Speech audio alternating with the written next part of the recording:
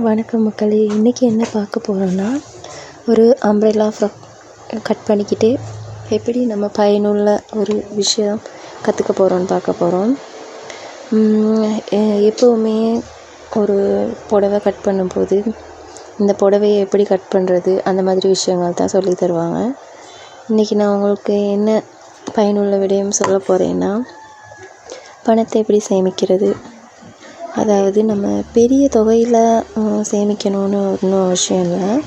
அந்தளவுக்கு நமக்கு இனி பெரிய தொகையில் சேமிக்கவும் முடியாது. நம்மளால் ஏண்ட ஒரு 20 ரூபா அல்லது ஒரு 100 ரூபா, ஒரு 50 ரூபா அதில் மாதிரி கொஞ்சம் சேமிக்கலாமே.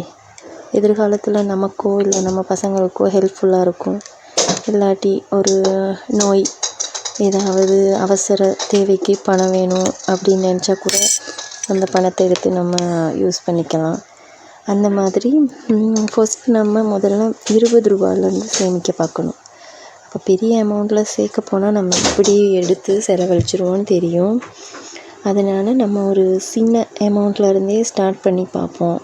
அப்போ அதில் சேரக்கூடிய பணத்தொகை எவ்வளோ வருது அதை பார்த்துட்டு நம்ம இன்னும் கொஞ்சம் ஒரு 50 ரூபா, அதை பார்த்துட்டு இன்னும் கொஞ்சம் ஒரு 100 ரூபா அப்படி மாதிரி சேமிக்கலாம். அதனால் நம்ம என்ன பண்ணுறோன்னா, முதல்ல ஒரு சின்ன அமௌண்ட் 10 ரூபாயிலேருந்து கூட ஸ்டார்ட் பண்ணலாம்.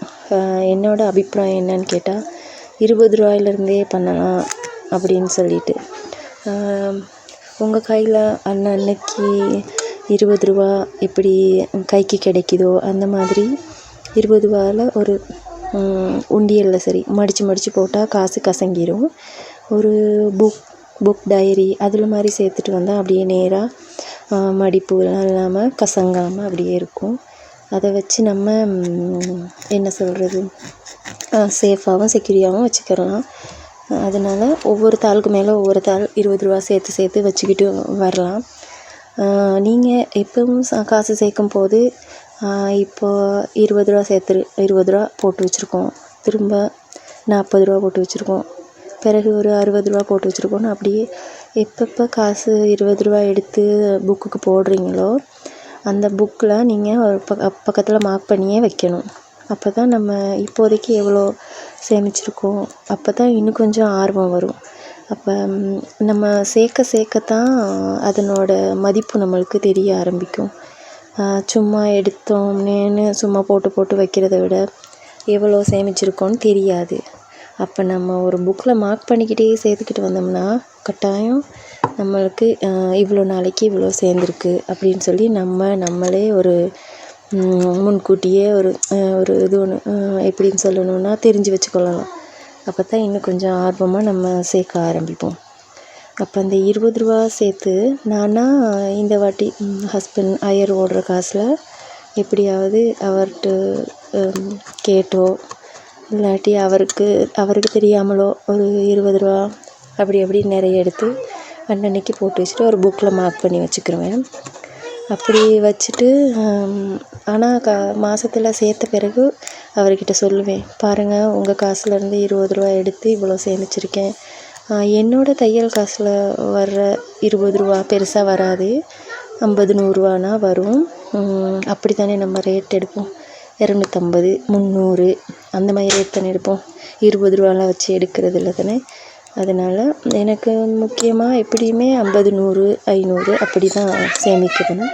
முக்கியமாக சொல்லணுன்னா நான் என்னோடய பணத்தை கட்டாயம் சேமித்தே வச்சுக்குவேன், செலவழிக்க மாட்டேன்.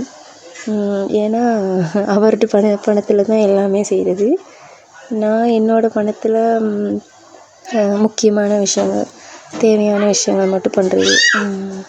நகைகளை திருப்புறது, இல்லாட்டி நகைகளுக்கு வட்டி கட்டுறது, இல்லாட்டி புதுசாக ஏதாவது நகை வாங்கணும் அப்படின்னு ஒரு ஏற்கனவே அட்சய திதிக்கு கட்டாயம் நான் எப்படி வாங்குவேன், ஒரு பிளானிங்லேயே இருப்பேன் நான். அந்த டேட் வர்றதுக்கு முன்னுக்கே நான் எப்படியாவது அந்த கொஞ்சம் என்னோடய தையலில் சேர்த்து வைக்கிற இதுகளை நான் எப்படி கொண்டு போய் கட்டி அந்த மாதிரி அரேஞ்ச் பண்ணிக்குவேன். அதனால அப்படி பண்ணி என்னோடய டெவலப் எனக்கு தெரிய ஆரம்பிச்சிருச்சு. அதனால தான் என்ன மாதிரியே நீங்களும் இந்த மாதிரி சேமித்து அதில் ஒரு முன்னேற்றம் முன்னுக்கு வரணும் அப்படின்னு நினைக்கிறேன்.